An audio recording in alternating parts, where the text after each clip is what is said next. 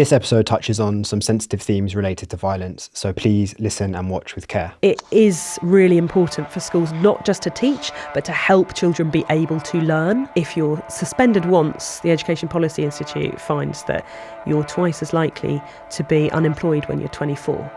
3 years in the basement, he didn't really feel like part of the school community, and it's not a surprise to me that he's incarcerated right now. Hi, I'm Kiran Thapar, and this is Safe, a conversation about violence affecting young people with adults trying to stop it. In recent years, school absences, suspensions and exclusions have risen to record highs. Sadly, the young people most affected by this trend are often those who end up involved in violence. Keeping children in the education system is therefore one of the best ways of keeping them safe. So how can we make schools more inclusive? What are we getting wrong? And what's the best practice? To answer these questions, I'm talking with Kiran Gill, a former teacher and CEO of The Difference, a charity taking on the injustice of lost learning in England's schools.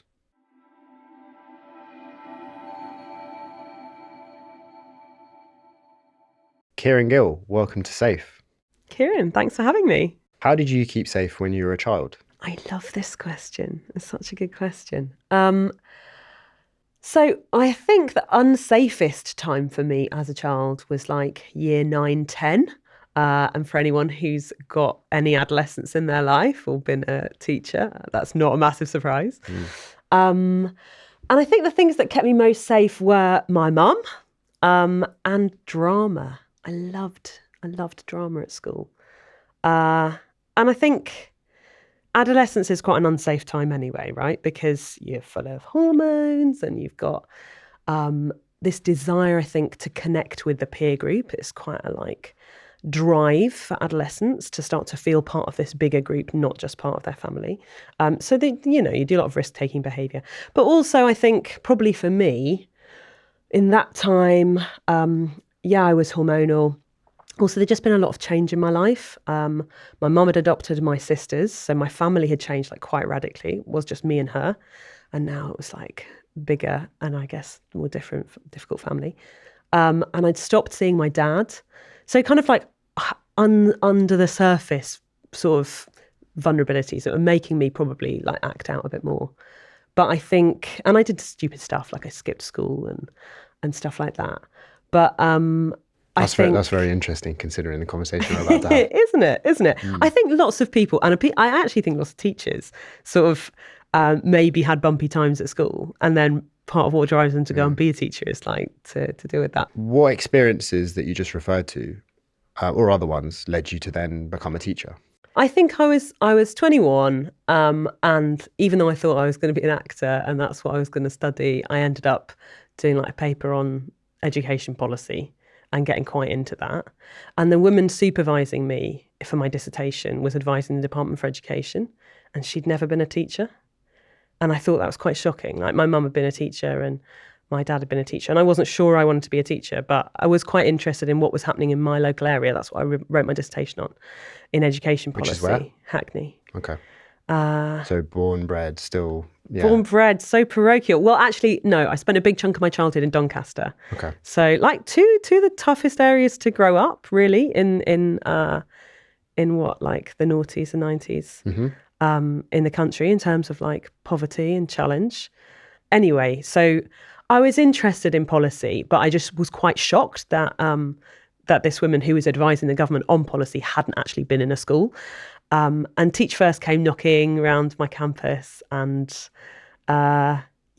recruited me. And it felt like a great way to actually learn more about frontline policy. And then I just fell in love with it. And I actually stayed way longer than I thought I would in the classroom. And what did you learn there about school inclusion? Because that's obviously what you've dedicated your career towards. So what about those experiences then becoming a teacher and starting to think about policy? What were those early realizations about inclusion, exclusion?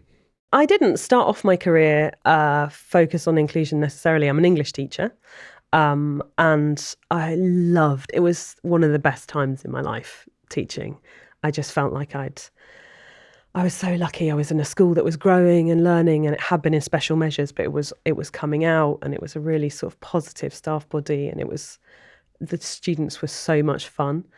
It was really, really great time. But I had actually this cognitive dissonance because every day I was going to work and feeling like I was getting better and better at teaching, and learning a lot about teaching and learning. And our school was getting better. But every night I'd come home and I was still living with my mum. I mean, I was, beginner teacher. I wasn't on the big bucks. Yeah. And my sisters were at home.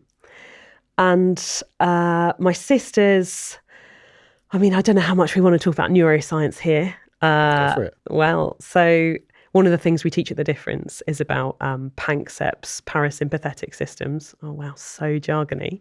But basically the idea that your body goes into different states because of the hormones that are set off. Mm-hmm. And so one of those parasympathetic systems is the threat system, right, which loads of people are familiar with. You get cortisol, you get adrenaline, stress hormones, and it does stuff to your brain. It sort of puts blood into your limbs so that you can fight or run away or whatever. And you stop using like your prefrontal cortex. Your prefrontal cortex, the front of your brain, is where you like predict what's going to happen next or recall long-term memories. This is a very, very long way of saying that my sisters, were adopted and had really difficult early experiences, and the sort of ability for their brains to go into that threat system, for the amygdala to take over or whatever, was just heightened.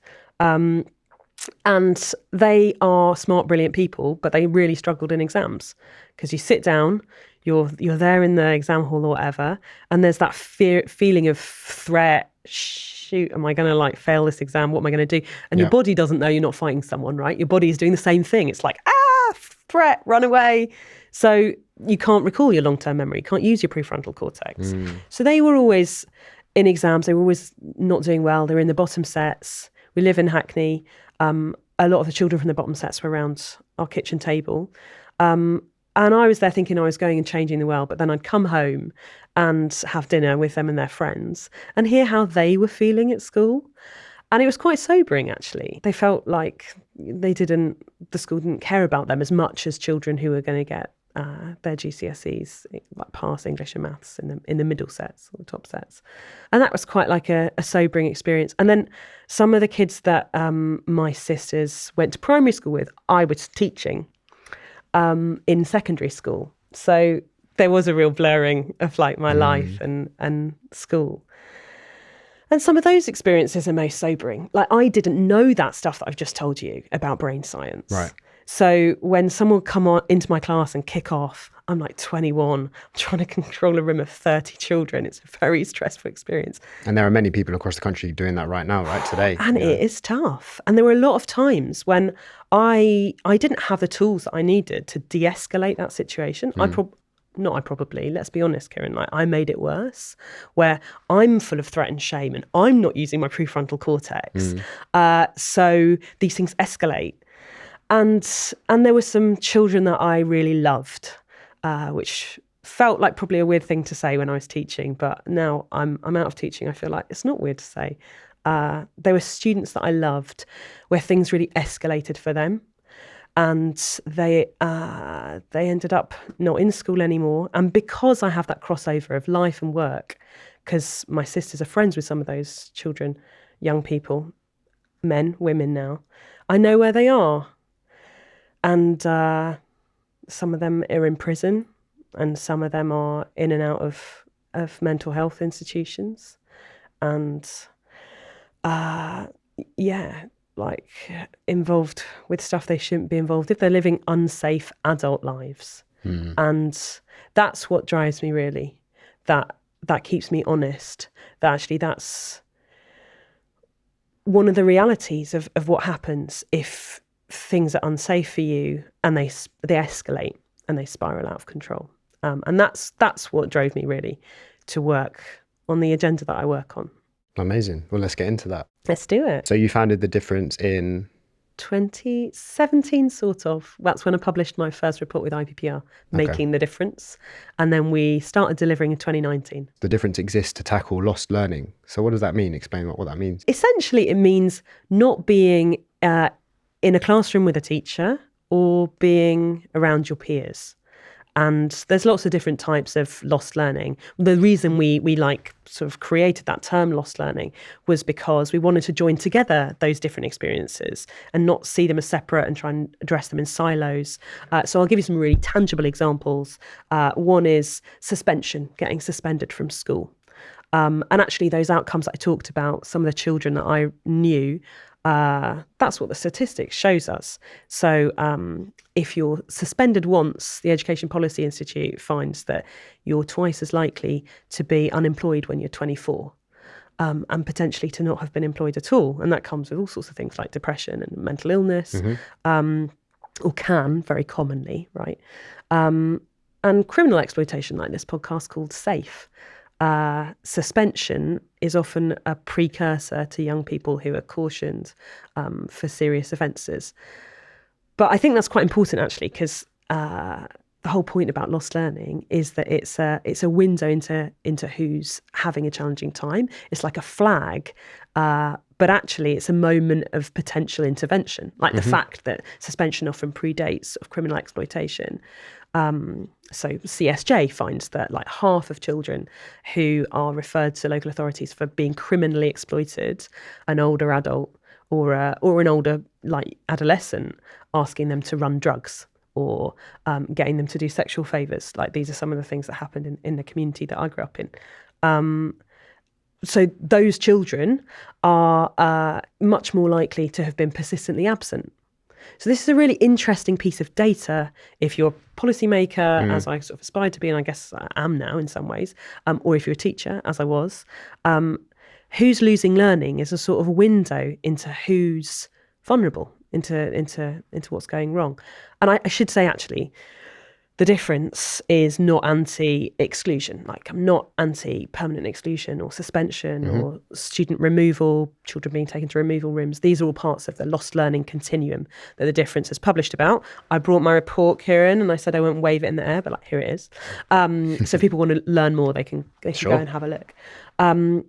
But yeah, at the difference, we mainly work with school leaders in our delivery work, and most of my staff on my team have been school leaders, and we've all done those things. We've all been part of suspensions, exclusions, etc. Yeah. So it's not to say that those things aren't important. And actually, I think they're tools that school leaders use to keep their students and their staff body safe. They're tools that they think about using. But we ask the question, who's losing learning? And in schools where, we are continuously trying to help more and more children learn and improve the SATs results that they have or the GCSE results that they have, and trying to close gaps between, like, say, children who we know are on free school meals, they're living in poverty and with all the stress that includes, and other children, or gaps between like children with special needs and other children.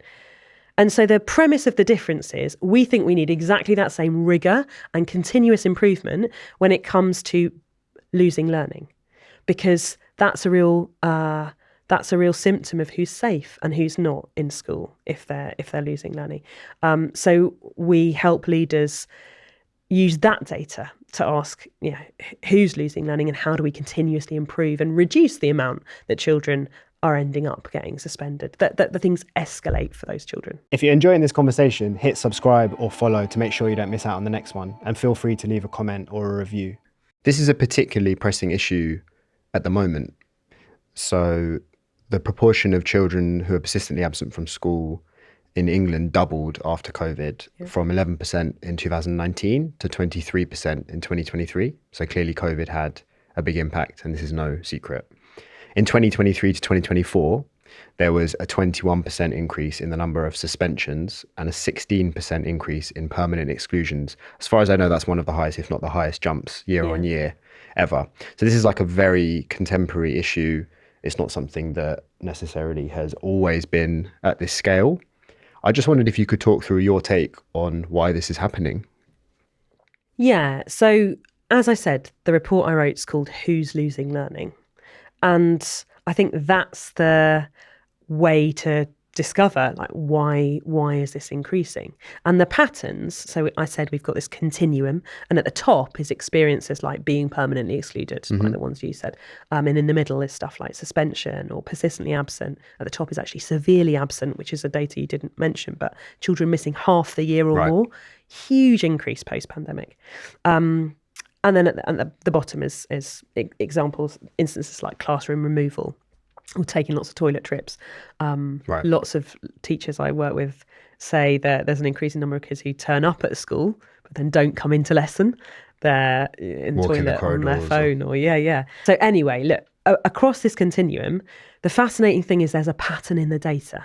There's a pattern in who's experiencing it, and that tells you something. So children on free school meals, that's the poverty measure we use in school. But also children with special needs, I've already mentioned, and children with some less visible vulnerabilities. So children who've historically had a social worker, which is a large group of children. It's like 10% of children have had a social worker in the last 6 years. And actually certain children with certain ethnicities, so children with Black Caribbean ethnicity, children Gypsy, Romani, traveller, heritage, are also more likely to experience not just the things at the top, but all of these things. And I think when you look at the pattern in what those children fall into groups, but when you look at the pattern, is that those children actually report feeling less safe and less belonging at school. So it's a perfect discussion point for the safe, because I think that's the sort of unifying factor. And I think the reason these things are rising is there are lots of challenges that are making children feel unsafe inside and outside school. So one is poverty. Child poverty is rising. Another is potentially, the isolation and the vulnerability that the pandemic caused. And it's certainly caused challenges. We've seen like a big rise in children who have social, emotional, mental health, special educational needs, and children with speech language communication special needs, which is sort of, I think, exacerbated by the pandemic. And then factors, that are really difficult for us to, that we're grappling with at the moment, like phone usage, that might be making children, in some ways be more isolated from each other because they're not in peer groups, but also very vulnerable because they're able to. So I think there's like lots of factors outside school, and then inside school, it can be really hard too. Like it's definitely the case that when I was a teacher, I didn't have the skills that I needed, as I said, and I think we've got an amazing workforce of teachers, but that's a hard job, and retention is a real challenge when there's like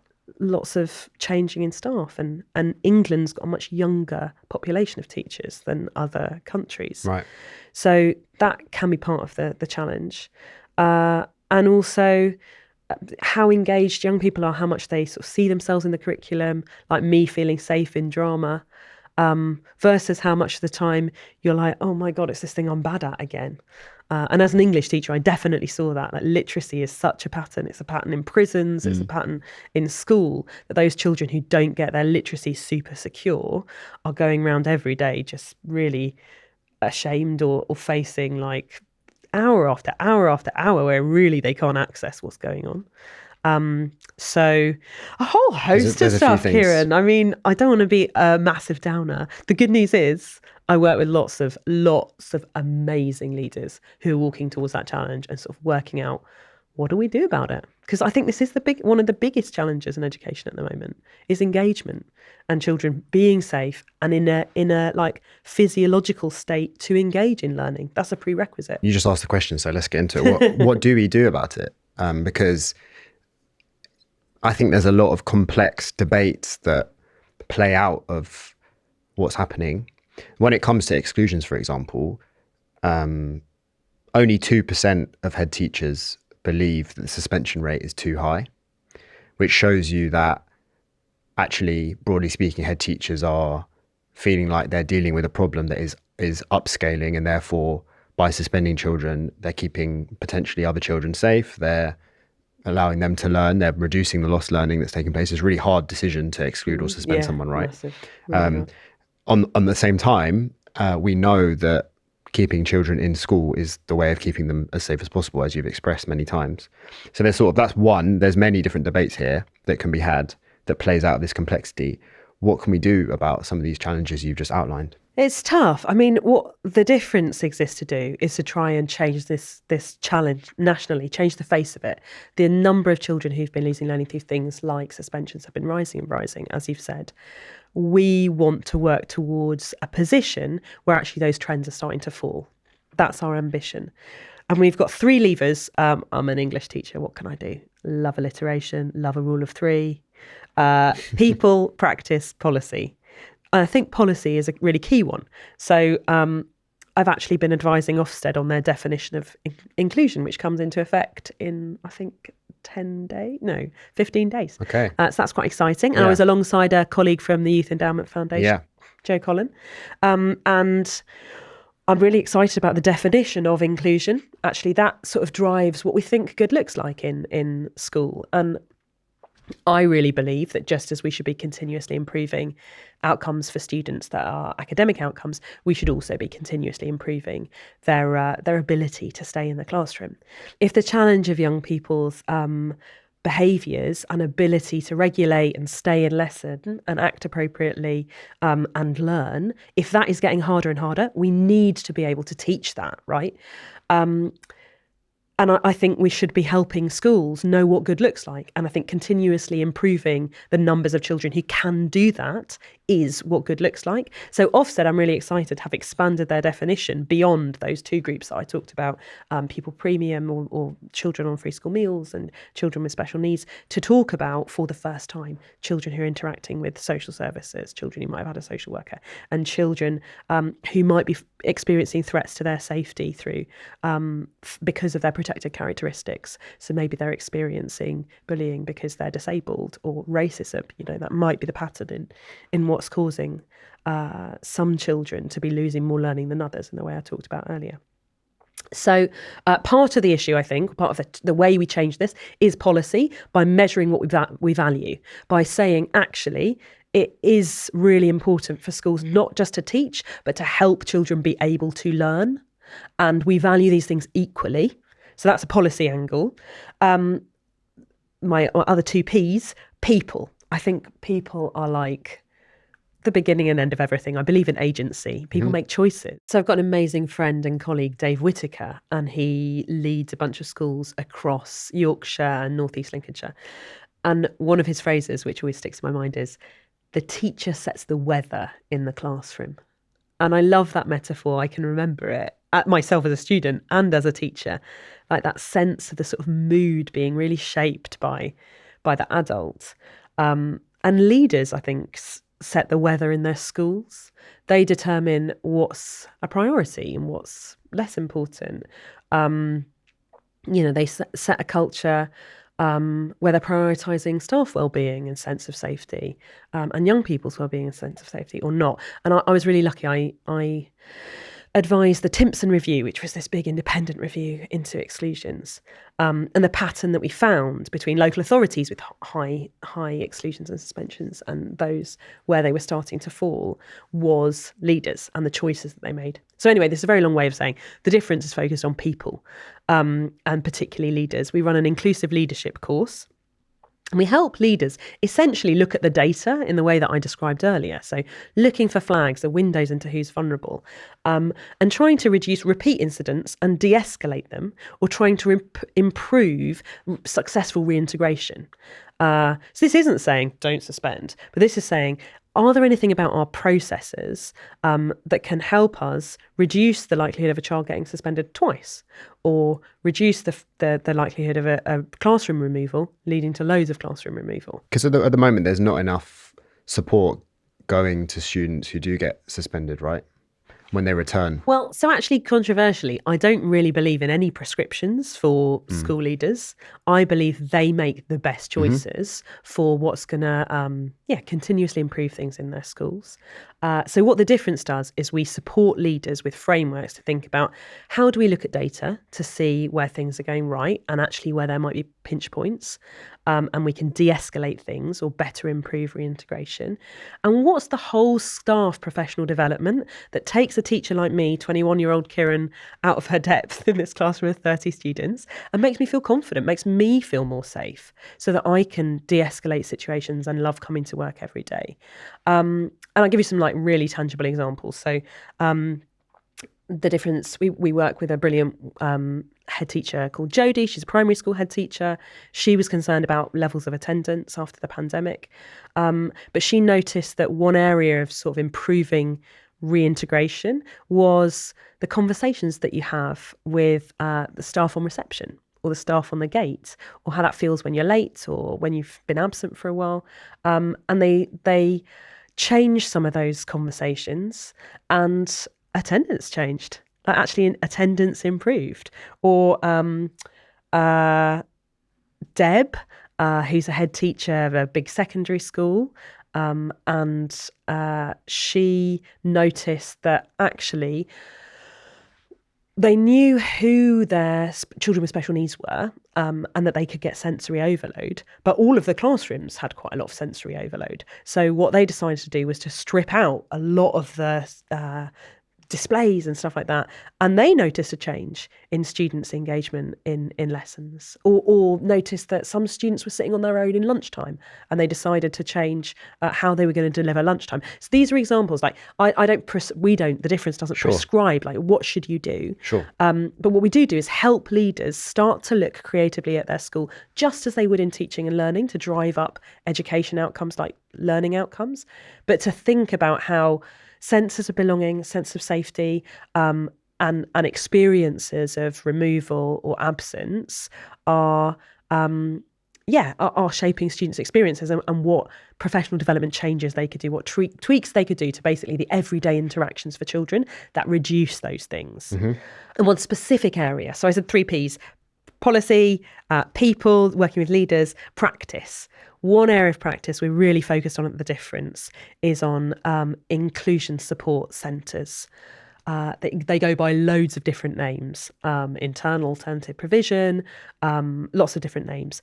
But essentially, I felt as a teacher, there were loads of areas when I was teaching that I could get professional development, but some of the knottiest ones and sort of difficult ones, teachers just left to work out for themselves what to do.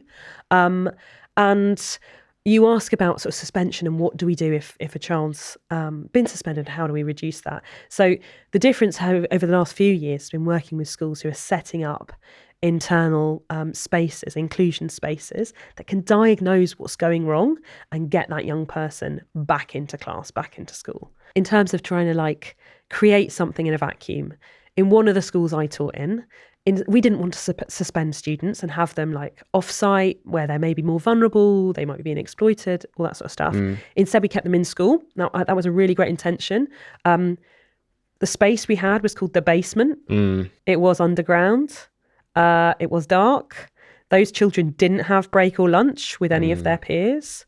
I think of one in particular who stood out for me, one of the children that I really loved, who got his GCSE C in year 9 with me in English, like could have really gone places. But essentially, 3 years in the basement, he didn't really feel like part of the school community. Right. And it's not a surprise to me that he's incarcerated right now. Right. So when we don't have great practice to share from, we're making it up and we can make mistakes. So The Difference has been researching different inclusion offerings inside school, and we published a great report. We've been going out and looking what are schools doing and just trying to gather that data together. Where do internal provisions actually reduce the numbers of children who get suspended and increase the amount children want to come to school and they say they belong and they say they feel good about themselves? And where actually is that less likely to happen? And what we want to do at The Difference is to create more of those former spaces that are diagnostic and that actually have a data impact, get more children achieving and feeling good about themselves. So we're launching a big competition, and I'm hoping this podcast is coming out when those competitions are live. We are looking for schools, and particularly head teachers, who really want to change a trend in their school that they're worried about. High suspensions or high repeat classroom removals. And We are essentially going to put loads of support around that school for 3 years in terms of how do we staff some alternative space inside the school, an inclusion space. What are the right ways in which we diagnose young people and get under the skin of what's driving the challenges when they come into that space? What's the right curriculum? How do we get young people then back into learning so that space isn't a sort of basement where children are there forever, but is a like circulatory heart in the school, right? That's pumping young people in and out and helping them get stronger and better able to stay in lesson and succeed.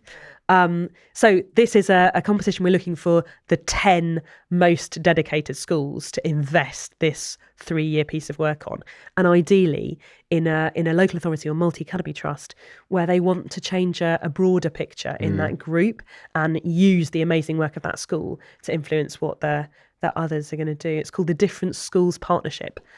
So if you're listening and you think, this woman doesn't sound too crazy, I might be interested, then tell your head teacher friends. Schools are the only place where we require people to be legally. Yeah. It's like this unique space to keep them safe, to prevent violence for Youth Endowment Fund. You know, it's of all the different sectors we work in, education is super special because you have that powerful space in schools where everyone has to be.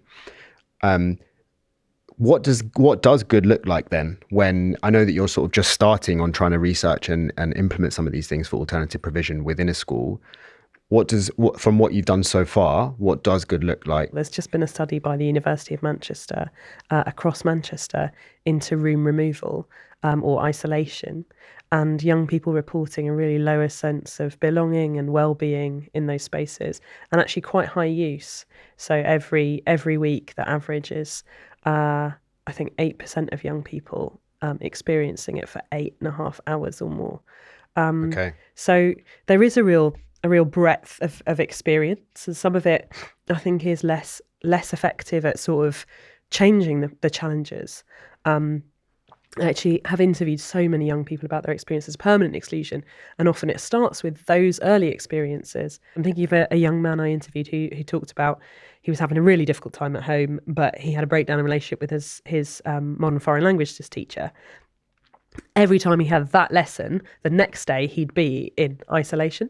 And then because he'd missed the whole of the next day, the following day he'd be back in his normal lessons, but he'd just missed a whole lesson of that lesson. He didn't really know what was going on, and it made him much more likely to be goofing about. And then it escalated. He got isolated more and more. In the end, he had a managed move, which is where you sort of move between schools. It's not a permanent exclusion. It's an alternative to that. But then it was further away from his school. He was on this from his house. He was on this report, and he had to pass the report to stay in that school. But one of the conditions was he had to be on time, and it was so far from his previous school and his house. He was living with his grandma. His grandma had cancer, so he's basically sort of looking after himself and trying to get to the school. Anyway, long story short, he was late all the time. The point is that this can be the beginning of an escalation to young persons sort of disappearing out of mainstream education. I think what we've seen at the difference in where these provisions, internal spaces, can be really effective, the starting point is that the purpose is to get a young person back into mainstream class. So the purpose is what we call reintegration. And starting with that purpose, making that space reintegrative focused, means that it can be that circulatory heart rather than just a sort of a space where young people feel parked or are getting more and more marginalised or like further away from their learning and from school. A second principle is that the academic is balanced with the pastoral. I think sometimes when things are going wrong for a young person, like that person I just spoke about, we can think that it's all about the pastoral, so all about challenges going on at home or your mental health, and it can be a lot of the picture. I know that for that person, he was telling me he was going through a lot of grief and it was coming out in his lessons. So there is a lot that you can do that is about helping young people learn to regulate themselves and learn to recognise when they're not all right and have coping mechanisms or ways of communicating that. Like, I'm really feeling it today, and these are things I can do to get myself calmer so I can get back into lesson. But that's not the whole picture. in that example, actually, that young person wasn't just having difficulties with their mental health and how they were feeling. So there's a real range in provision, right? From provision that's really escalating things, and challenges are getting worse and worse, to ones where actually you can see in the data that things are getting better. So we've gone around and looked at quite a lot of internal spaces, and the patterns in spaces where things are getting better for young people are that it's not separate from mainstream. So it's not separate from the everyday interactions that other students are getting. And I guess thinking about that young person who was like further and further away from other students, or from the boy that I talked about who was in the basement. Lots of the provisions that we see, children still getting lunchtime with their peers, still getting break time with their peers. They're still feeling part of the school community. They're still wearing their school uniform. They're still seeing some of their students. We know some schools that have done this great ragging exercise where red, amber, green, where a young person's like, well, actually, I do love drama. Drama makes me feel great about myself. And we're like, right, okay, well, we're trying to re-engage you in education and make sure you attend and you don't get suspended again. So we're going to keep you in drama. So I think thinking about how, and particularly that the purpose of the alternative provision, or the space, the inclusion centre, is to help children stay part of the school community and get back again. Not least because actually it doesn't make sense to separate young people off. That provision then ends up working with the children with the most acute needs. But what about the young people whose vulnerability is getting worse and worse? They don't get to access that support and space. And then, what happens when you've got the next 10 young people with high needs, or the next 10 young people, the next 10 young people? So I think one principle is that it's united with the mainstream school and helps young people get back. The second is actually that it's diagnostic. I think a lot about sort of, I don't know, we're just really great in teaching and learning, saying, right, the challenge you've got in maths is like this particular unit, and we're going to now target an intervention around that thing. I think sometimes in the pastoral side of things in schools, we can be a bit blanket. We can say, okay, things are going wrong, but we're going to put you on report. And we're not always sort of tailoring the intervention to the challenge, but we work with amazing schools at The Difference who are really thinking creatively about, how do I diagnose what is the learning challenge going on for this young person, or the mental health challenge going on, the well-being challenge? Is it a conflict with peers? Is it a challenge with body image? Is it a breakdown in a like a romantic relationship, or a sort of exploitation sort of context for that young person? Like, what are the drivers? Be those sort of well-being or safety or learning challenges. So I think some of the great spaces we've seen have got ways of trying to find that out. And they really get the balance right. I think that's the third priority between the academic and the pastoral. Because, in that example that I just gave, yes, things were really tough for that young person at home. And that was part of the challenge, but it wasn't all of it. Actually, a big part was they got gaps in their learning, and it's embarrassing to go back into a lesson with your 30 peers and you don't know what's going on because it leads on exactly from yesterday's lesson, but you weren't there.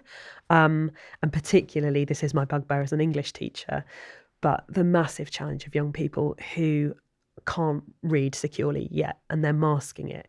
So the great internal provisions that we've seen were inclusion spaces have got an opportunity to diagnose where there's a learning challenge, and not just do the pastoral, not just great relationships with teachers, or ways that you can learn to recognise when you're getting, in that example with that young person who's experiencing grief, recognise when you're really feeling overwhelmed, and what are the strategies that help you ground yourself and then be able to concentrate. What are the ways that you tell people, like, this stuff is going on for me and I just need a little time out, or whatever it is. Yes, a great internal inclusion space might have some interventions, some strategies that help young people be more aware of themselves and be able to regulate themselves. But it's not just that. You're also looking at where are their learning gaps and how can we intervene so that isn't the cause of sort of ongoing challenge. And I think the real hallmark of really great inclusion spaces is the data literacy for the leaders, that you're not just hoping it's sort of hugs and happiness and things get better, but you're as rigorous as you are in any other part of the school life, like you're measuring things. You're trying to understand what was the trajectory for young people before they were coming into this space. What is the change while they're there? But very crucially, what also happens when they've not being in that space or not having an intervention from that space? And has the trajectory changed? And are we aware of like children's experiences of well-being and belonging? But also, are we trying to continuously improve the stuff? Oh, this is me banging the same drum. But whether you don't need to be removed from the class as much anymore. And that's a success. So being really clear about like data success. What does good look like? And can we track this getting better? Why are you hopeful in this work? It's easy to be despairing, but why are you hopeful? I feel really hopeful. I know that the data nationally looks like it's getting worse and worse, but I feel so lucky at the difference. Mine is like the most amazing job. I just get to meet young people and school leaders and teachers who are changing things for themselves. And that is really hopeful. I think it's a hard job to be a teacher and a leader. But as I said right at the beginning, like I believe in agency. People take choices. And I'm so privileged to meet leaders who say, this isn't working, but I'm going to do something about it. And children who say like, this wasn't good, but I'm choosing to do something different. And yeah, they just inspire the hell out of me, seeing that actually it is possible amidst the complexity not to be the panacea. Like we don't need hero narratives where we say that everything's on the shoulders of teachers. You don't have to be the panacea, but it's incredibly possible to make the difference. And yeah, as corny as it is, I get to meet amazing leaders who are doing that every day and young people for whom that difference has been made. And I don't know how that can do anything but make you feel optimistic.